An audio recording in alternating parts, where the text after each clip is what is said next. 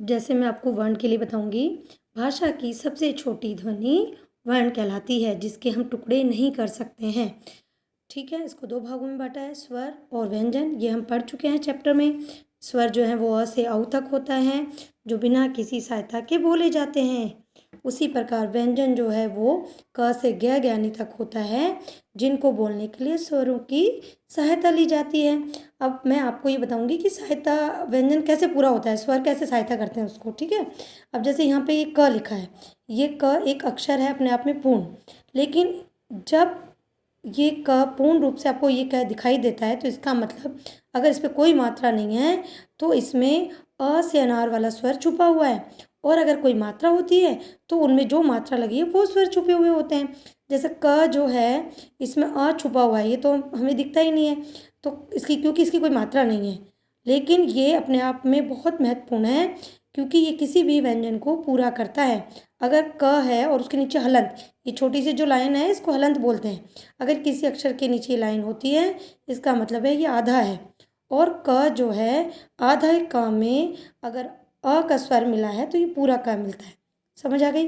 अब अगर मात्रा जैसे यहाँ की लिखा है तो ये आधा क हो गया, और इसमें ई का स्वर मिला तो ये की बन गया। ठीक है, अब अगर ये आधा क ही रखना है हमें, तो क में हमें कोई भी स्वर नहीं मिलाना, और जब हम कोई भी स्वर नहीं मिलाएंगे तो ये आधा क ही रहेगा, और ये इस तरीके से लिखा जाएगा। उसी प्रकार अगर आधा च लिखना है, उसमें भी कोई स्वर नहीं होगा, और आधा च ऐसे लिखेंगे। यानी व्यंजन को पूरा करने के लिए हमें किसी न किसी स्वर की सहायता लेनी पड़ती है। तो स्वर और व्यंजन में यही फर्क होता है। ठीक है, अब जैसे अगर मैं आपको छोटी सी बात, ये पुस्तक का एक एग्जाम्पल है वो लेके मैं आपको बताऊं, तो पुस्तक में मैंने क्या किया है, प लिखा, फिर मुझे ऊ की ज़रूरत पड़ी, क्योंकि इसमें स्वर जो है ऊ की मात्रा आएगी, तो ये पूरा प पे छोटे ऊ की मात्रा पू बन जाएगा। फिर मुझे आधा सही लिखना है, तो इसमें मैंने कोई भी स्वर नहीं लगाया, ना आ लगाया ना ई, कुछ नहीं लगाया, क्योंकि ये आधा ही लेना है मुझे। तब मुझे पूरा लिखना है, लेकिन कोई मात्रा नहीं चाहिए, तो अ से अनार, जिसकी अपनी कोई मात्रा नहीं है, लेकिन अ मिलके इसको पूर्ण करेगा। फिर उसी तरीके से क में अ लिखा, तो ये इसको पूरा क बनाएगा, और ये बन गया पुस्तक।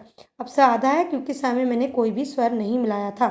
इसी तरीके से अगर मुझे पहाड़ी लिखना है, तो प में अ, फिर ह में आ, फिर ड जो है वो आधा है। अब आधे के लिए अपन जब भी कोई स्वर मिलाएंगे तो उससे पहले अपने को अक्षर जो लिखा व्यंजन लिखना है उसके नीचे हलंत भी लगाना है, और ये बन गया पहाड़ी।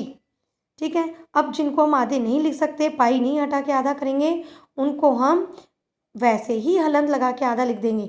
जैसे लड्डू, तो लड्डू के लिए ल में मेरे को अ का स्वर मिलाया, ड में मैंने कोई भी स्वर नहीं मिलाया, और जो लास्ट वाला ड है उसमें बड़ी ऊ की मात्रा है, तो मैंने बड़ा ऊ स्वर मिलाया।